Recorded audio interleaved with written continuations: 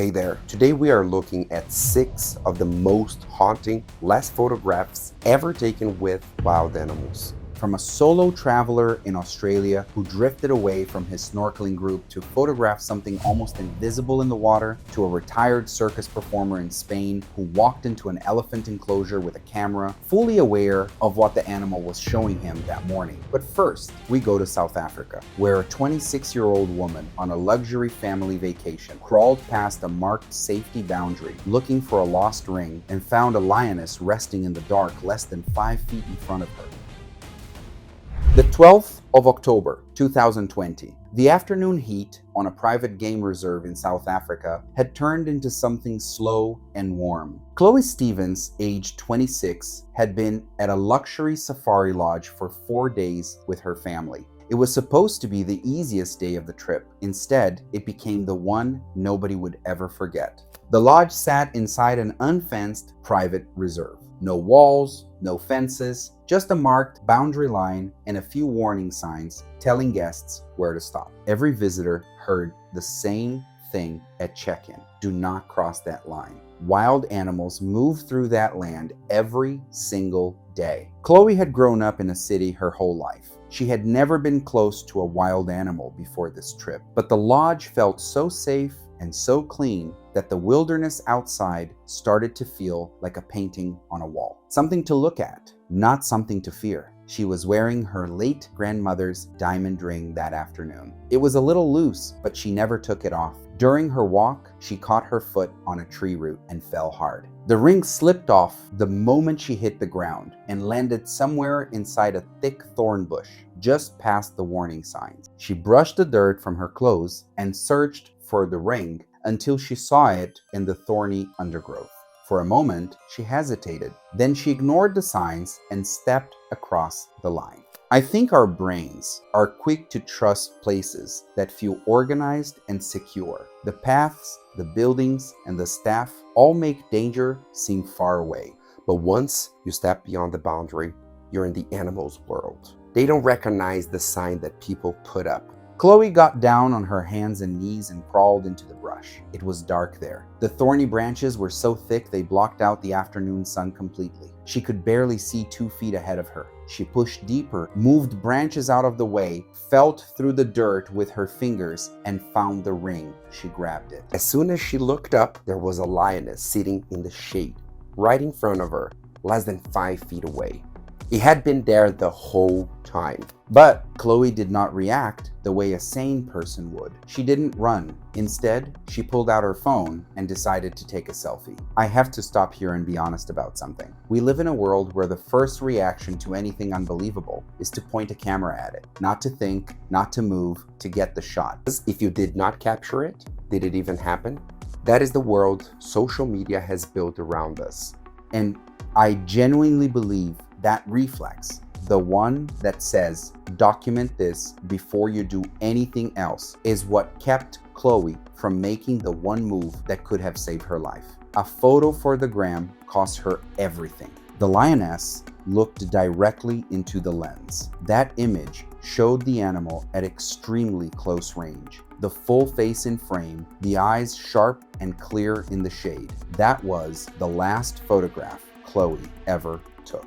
African lionesses weigh between 260 and 400 pounds and are built entirely for explosive, short-range action. When startled at extremely close range inside a hidden resting place, a lioness may attack without any obvious warning. Sometimes there is no growl or pause at all. The charge can be immediate. When Chloe lowered her phone and began backing away, the movement was enough. No growl, no warning. The lioness exploded forward and drove her to the ground before she could make a sound. The bite locked onto the back of her neck. At that range, a lioness bite tears through muscle and bone at the same time. The carotid artery was gone in a fraction of a second. Her family kept walking. They had no idea. When Chloe did not show up for dinner, the lodge tracking team moved in. They followed her footprints past the boundary and into the brush until they found her body, partially covered by vegetation. Her phone was in the dirt nearby. The last image on the screen showed the lioness looking directly into the lens. That photograph was never released publicly. It was held as evidence during legal proceedings between her family and the lodge. And by the time the case closed, both sides agreed to keep it sealed. The cause of death was catastrophic trauma to the neck. Nobody on that path heard a thing. There was nothing to hear. In Chloe's case, the danger had a face. She could see exactly what she was next to. She just did not move fast enough. But the next story is completely different. No visible threat, no boundary to cross. Just warm, clear water, a camera, and something almost completely invisible drifting silently toward an outstretched hand. On the morning of February 8th, 2020, 29-year-old James Winston arrived at a quiet beach on Australia's Queensland coast for a beginner snorkeling trip. With his waterproof phone strapped to his wrist, he expected another normal day in the water. He had no idea something was already waiting beneath the surface. James was a software developer from Canada, traveling solo across Australia on a 2-week backpacking trip. He ran a travel blog throughout the journey, and underwater photography had become the central theme of the whole trip. He had already captured thousands of underwater photos and treated this excursion as one more entry in that same ongoing project. He had no training in marine biology. Like many tourists, James believed the real danger came from sharks and other large sea animals. Tiny creatures never even crossed his mind as a threat. Before the trip, everyone was required to wear stinger suits. James wore his, covering most of his body, but his hands, feet, and face remained exposed. The guide gave a safety briefing. Stay with a group, keep the stinger suit on, and avoid approaching marine animals. James listened, then stepped into the water and began taking photos. I find it unsettling how some of the deadliest animals don't look dangerous at all. When most people think of jellyfish, they seem slow, harmless creatures drifting through the water. Nothing about them looks threatening. But nature doesn't always match appearances. Some animals can seem completely harmless, yet a single touch is enough to change or end a life in minutes. Within about 20 minutes, James had drifted well away from the rest of the group. He was focused entirely on his screen, adjusting positions and framing the next shot. The distance between him and the other snorkelers kept growing. The guide was helping another guest and didn't notice James had drifted farther away. Then he spotted something just below the surface. It was nearly transparent, a pale, soft shape with long, thin filaments trailing behind it in the current. He had never seen anything like it in open water. He held his phone up and began composing. The box jellyfish has up to 60 long tentacles, each able to grow nearly 10 feet long. Even a light touch can release thousands of tiny stingers into the skin. Its venom attacks the heart, and in severe cases, it can cause cardiac arrest within minutes. In clear water, the jellyfish is almost transparent, making it extremely hard to see, especially if you're looking at a phone or camera. James slowly moved closer for a better shot, without realizing he was within reach of its trailing tentacles. Then he felt a sharp burning pain in his arm. Within a minute, the pain spread through his body. He dropped his phone, but the strap kept it attached to his wrist. The other snorkelers saw him suddenly collapse and called the guide, who rushed him back to shore. Vinegar was poured on the sting and paramedics arrived with antivenom, but it was already too late. James went into cardiac arrest and could not be saved. His phone was still hanging from his wrist. The last photo taken at 10:52 a.m. showed James posing with the box jellyfish. He had no idea the animal in that photo would be the last one that ended his life. What I keep returning to in that final image is the detail of the hand. It is reaching forward slightly, adjusting position, not pulling back, not reacting. He was still thinking about the quality of the photograph at the moment the tentacles made contact. That image is not a record of panic. It is a record of total focus on the wrong thing. The final image was never released to the public. The coroner's office held it as part of the official death investigation and placed a permanent restriction on its distribution. Their concern was straightforward. A clear, close photograph of a box jellyfish could inspire other tourists to do exactly what James did. James never saw what killed him. The danger was almost invisible, but the next person knew exactly what he was walking toward. He knew the animal well, yet he still stepped inside. The next story is the opposite of that. The animal was right there, visible, in plain sight. On a river in Botswana, where a young travel blogger leaned over the side of a safari boat for one last shot and fell into water that already had something waiting in it. July 17th, 2019. The Shobe River in Botswana sat wide and still under a bright morning sky. 27-year-old Maya River had her phone out before the boat left the dock. She was there for content. She had no idea the river had something else planned for her that morning. Maya was a travel blogger from London with a following built over 3 years. She documented everything, and the Chobe River boat safari was the highlight of this trip. She was on a small open safari vessel with her boyfriend and 6 other tourists, seated low to the water, close enough to the surface that the wildlife felt almost within reach. Before departure, the guide ran through the rules. Stay seated, keep your body inside the boat. Hippos are territorial and extremely dangerous. Do not lean over the edge. Maya nodded along with everyone else. As the boat moved through the channel, hippos became visible in the shallower sections, their heads and backs breaking the surface. Maya asked whether they could get any closer for photographs. The guide declined and kept the boat at a normal viewing distance. I want to mention something about the position Maya was in that most coverage of this story misses. Running a travel blog means every trip is also a deadline. You are not just traveling, you are working. The pressure to return with something better than your last post does not disappear when a guide says no. Sometimes that refusal can become a reason to wait for the right moment instead of giving up. I am saying it may explain why the guide's answer did not fully stop the idea in her mind. Further along the channel, the guide was monitoring a territorial male hippo that had been visible off the side of the vessel. During a few seconds, when his focus shifted to tracking the animal ahead, Maya leaned over and gun whale and extended her phone downward for a low-angle shot. She snapped it, twisted sideways for a quick selfie, then straightened up to check the screen. She turned to show her boyfriend the shot excitingly, completely focused on the screen. Neither of them saw the hippo quietly disappear beneath the water right beside the boat. What I keep coming back to is that Maya looked directly at those animals before she took that photo. She pointed her camera straight at them, but she was reading the scene for a composition, not a threat. Those are two completely different ways of looking at the same thing, and in that moment, only one of them mattered. Hippos are among the deadliest large animals in Africa. Adult males weigh between 3,000 and 5,000 pounds. Their jaws are powerful enough to seriously damage or even split small boats. Territorial males charge vessels with little to no warning when they feel threat in their space. The male surfaced right beside the boat. The guide saw it and accelerated immediately, steering away to create distance. Maya was still turned sideways with her weight off center. The sudden movement of the boat was enough.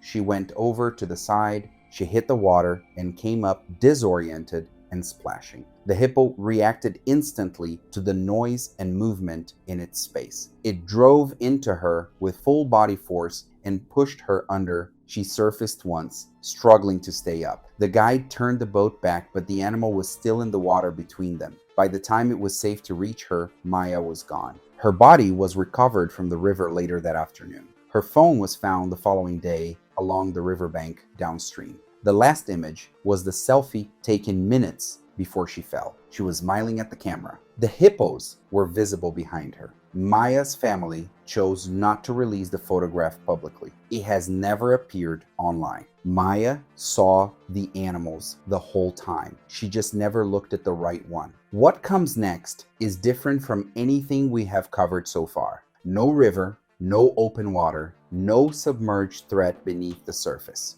The next story happens in full daylight at an open wildlife park built for relaxed family afternoons, and the animal responsible was one that almost nobody on Earth thinks twice about. Late spring of 2022, the 19th of May, the sky above a large open wildlife park was clear and bright, the kind of afternoon that made everything feel easy and low stakes. 23-year-old Haley White had come with a group of close college friends for a day out. She stepped past a safety fence that afternoon to impress them. She never stepped back. It was not a zoo filled with bars and cages. Rather, it was an open ground area with large animals running around within the wide space and surrounded by perimeter fencing that kept the animals away from the visitors on the walkway. The environment was quite relaxed, and most people did not even give it a second glance. Haley was sociable and confident, the one in her friend group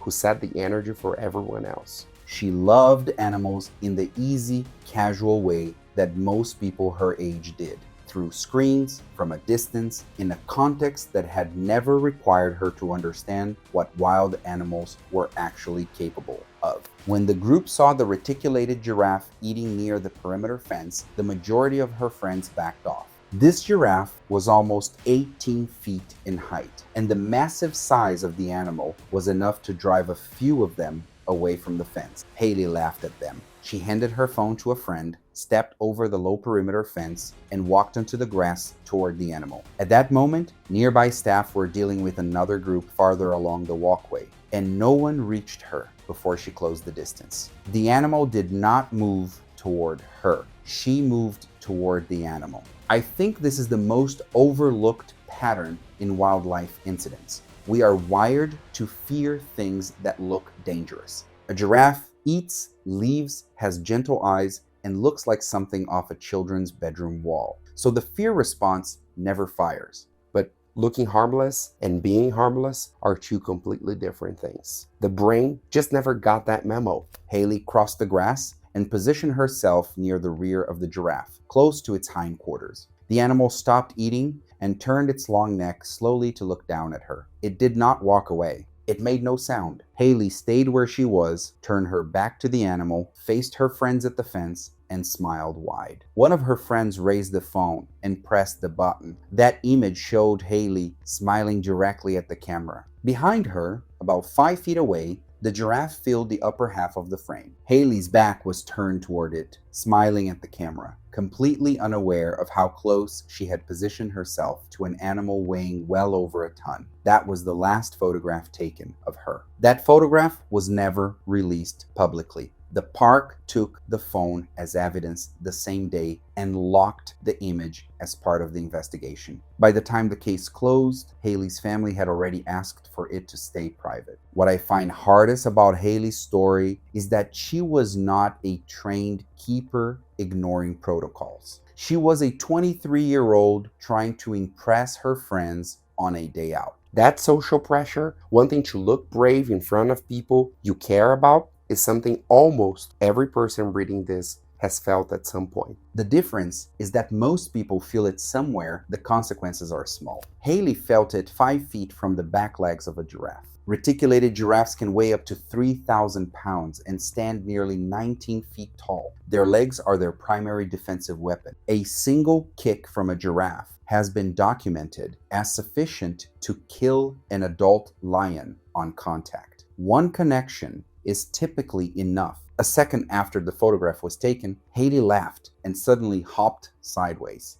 The unexpected movement beside the giraffe's hind legs startled the animal. It reacted instinctively, kicking backward with tremendous force. One hoof struck Haley in the back and she collapsed immediately. The kick caused catastrophic injuries to her spine and internal organs, resulting in massive bleeding inside her body. Her friends called for emergency help the moment she hit the ground. A rescue helicopter was dispatched and responded as fast as it could. Haley died from her injuries before the helicopter reached the park. Following the investigation, the park reinforced its perimeter barriers and expanded warning signage around all large animal areas. What follows takes place at the opposite end of the world, Antarctica. A scientist with 15 years of field work in the water she knew better than almost anyone alive, about to face the one thing that no level of experience can fully prepare a person for. On November 22nd, 2015, the Antarctic Peninsula stretched out in pale gray silence. Sarah Rodriguez stepped out of her tent and looked toward the shore. This was her 4th trip to this stretch of coastline. The numbers from that season were better than anything she had ever collected. She was already planning her next paper, but Destiny's plans were heavier than hers. 41-year-old Sarah Rodriguez was a marine biologist and documentary photographer. She had spent 15 years studying Antarctic apex predators, focusing specifically on leopard seal hunting behavior and territorial patterns. She was not a tourist or an enthusiast visiting for the first time. She was one of the more experienced researchers working in her specific field, and the data she had gathered during this season was the most complete of her career. Over the weeks, Sarah had built a routine with a large female leopard seal near the camp. The seal came close. It swam beside her. It never attacked. Once, it even brought her a dead penguin. Researchers still argue about what that means. Some say it is friendly. Others says it's a warning, but nobody says it's safe.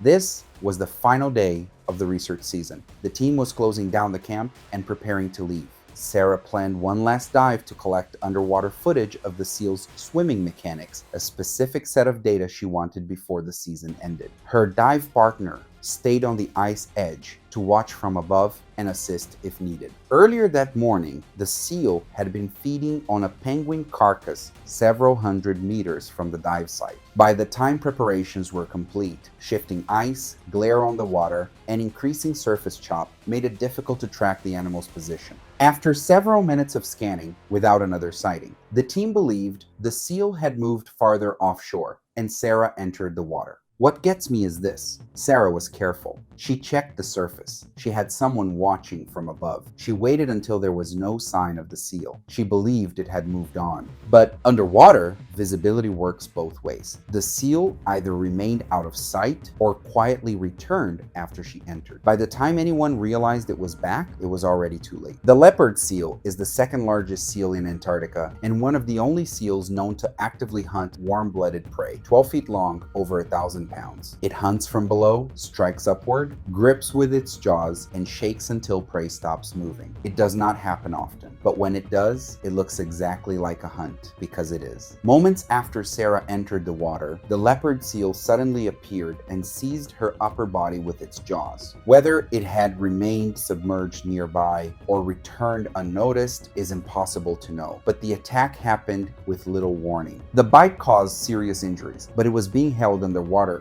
that ultimately proved fatal. The seal shook her violently, a defensive and predatory behavior leopard seals commonly use when handling prey. Her dive partner saw the seal surface with Sarah, but quickly lost sight of both of them beneath the water. The seal held her underwater for an extended period, preventing her from surfacing. She eventually drowned during the encounter. Sarah's body was found the next day, far from where she entered. Her camera was recovered too. The team reviewed the last photos on the card. The final images were taken from the ice edge. They showed the water, the conditions, the dive site. Then one photo stood out. Sarah had turned the camera around from the ice edge. They showed the water, the conditions, the dive site. Then one photo stood out. Sarah had turned the camera around. A quick selfie. Behind her, the seal was visible in the distance, still feeding on the penguin. Sarah on the ice, the seal in the water. One last image before everything changed. Those photographs were never shared publicly. Turning her final moments into viral content was something nobody who knew her work. I have read this case many times, and every time I ask myself the same question. How often do you protect yourself from something you cannot see coming?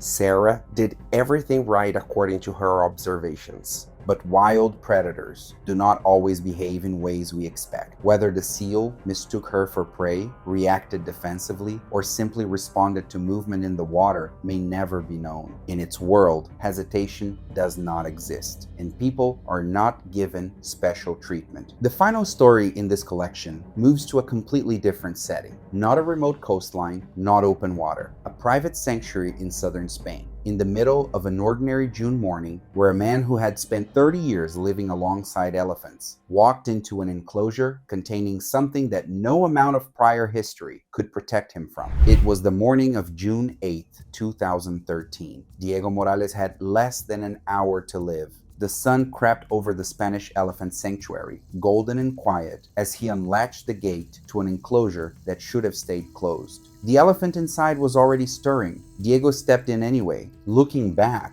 I think that single step was not bravery. It was something closer to blindness. Diego had spent 30 years working alongside elephants in European circuses before retiring and using his savings to build this sanctuary in rural Spain. The facility housed 4 elephants, all retired from entertainment and working industries across Europe and Asia. Diego built the whole operation on a single conviction that 30 years of direct, daily contact with these animals gave him almost something that most people in this field simply did not have.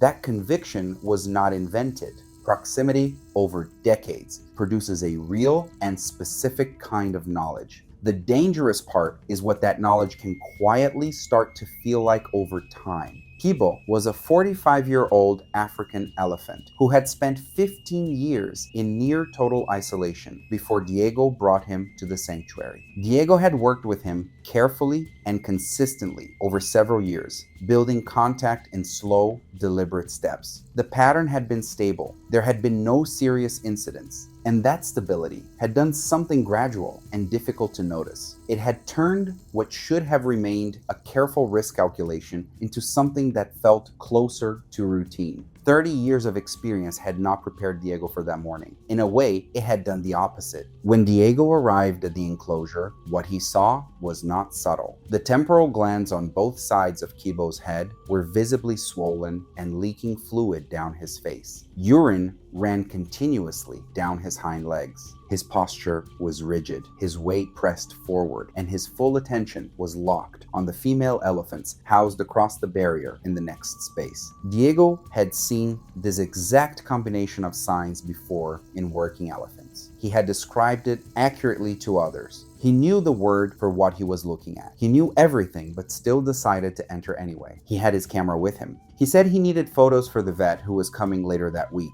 His assistant stood outside the gate and watched. Diego moved slowly, kept his body low, his steps steady. The elephant watched him back. What hit me instantly was that Diego spent his whole life believing he knew elephants better than anyone. Every time he walked into that enclosure and walked back out, it proved him right. That morning, he was not seeing a dangerous animal. He was seeing Kibo. And Kibo had always been fine. But Mustang does not care about history. It does not know who you are. It just takes. Diego stopped and raised his camera. He took one photo of Kibo. The swollen glands on the elephant's face were clear in the frame. The file later showed it was taken 4 minutes before the attack. It was his last photograph, not a calm warning. Evidence of every warning Kibo was giving. Then Diego turned the camera around. He wanted a selfie with Kibo. One last picture, one last mistake. An African elephant in musth has 60 times more testosterone than normal. They become far more aggressive and much less tolerant of anything around them.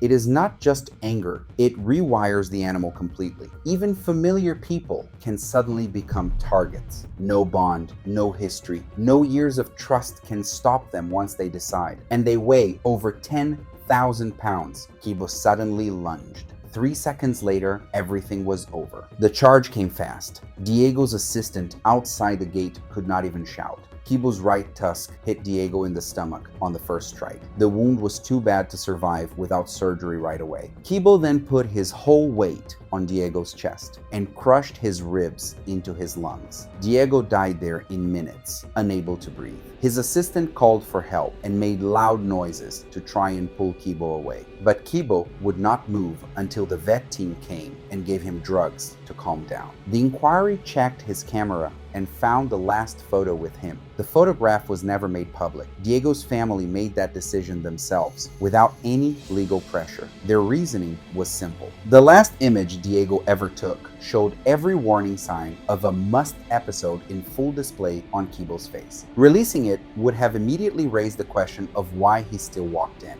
They did not want that photograph to become the only thing people remember about a man who had spent 30 years devoted to these animals.